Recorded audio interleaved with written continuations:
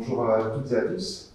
Je m'appelle Jonathan Thibault-Curtina et je suis associé du cabinet EY et qui est la joie d'implanter le cabinet EY en Normandie et en particulier à Rouen. Pourquoi ce choix?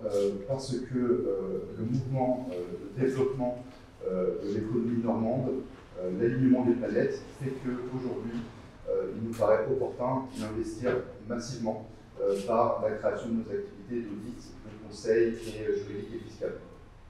Alors, j'ai la chance aujourd'hui de pouvoir vous prendre la parole au moment où notre baromètre annuel sur l'attractivité de la France sort et confirme pour la 3e année consécutive la première place de la France en matière d'investissement étranger et donc fait de la France un des territoires d'avenir en matière d'investissement.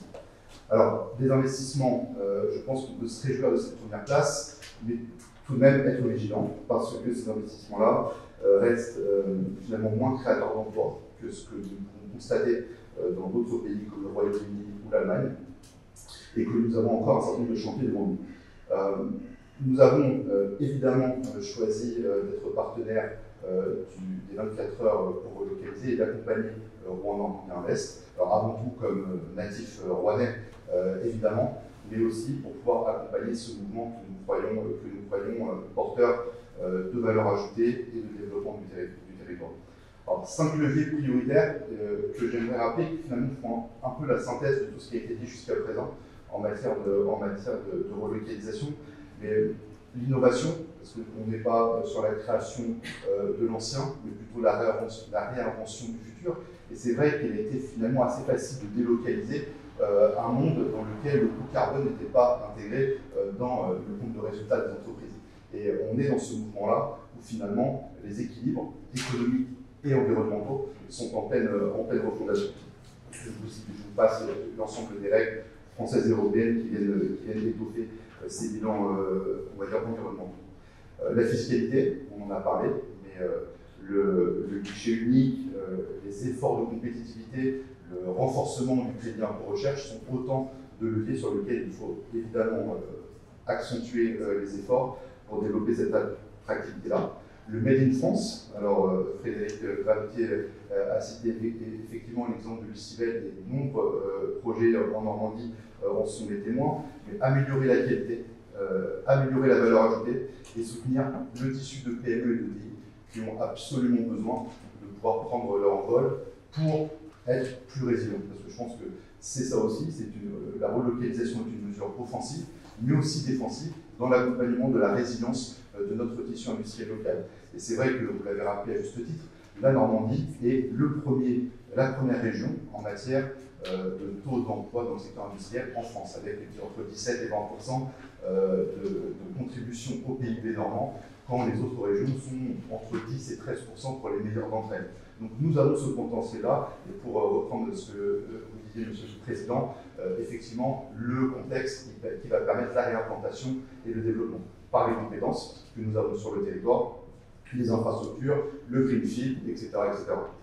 Le sujet des compétences clés, alors effectivement Neoma est présent et l'ensemble des écoles, c'est la clé, la disponibilité des ressources, l'allègement des difficultés de recrutement. Aujourd'hui, aucun chef d'entreprise ne peut ne pas vous parler de ce sujet-là, qui est au cœur de leur développement.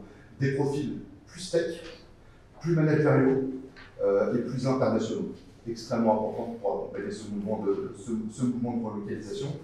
Et effectivement, l'environnement, 9 dirigeants sur 10, et j'en parle sous le contrôle de Thomas Bière, très investi sur ces sujets-là, 9 dirigeants sur 10 affirment que la durabilité influencera leur décision de localisation.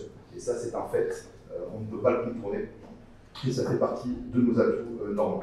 Alors, pour réduire la focale sur la Normandie, sur ce baromètre, 52 projets ont été implantés en Normandie sur 1222 aux bornes de la France.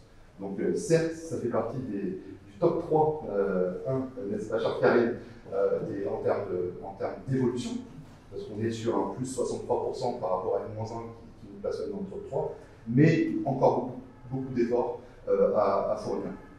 On peut citer Bretagne à plus 104%, Centre-Val de Loire à plus 72% pour nos précédents dans ce baromètre-là. Donc notre potentiel est extrêmement important et parmi les meilleurs en France, avec un certain nombre de pays. On pense aux États-Unis, qui sont de grands investisseurs sur le territoire, à l'Allemagne, à la Belgique, au Japon, etc. Des activités, comme je le disais tout à l'heure, finalement, pas assez pourvoyeuses en matière d'emploi, beaucoup orientées sur la logistique, et mécaniquement, les entrepôts sont peu pourvoyeurs d'emploi, sur la fabrication de moyens de transport, sur la chimie, la plasturgie, et évidemment l'agro, on a parlé du secteur du lin et de la filature tout à l'heure.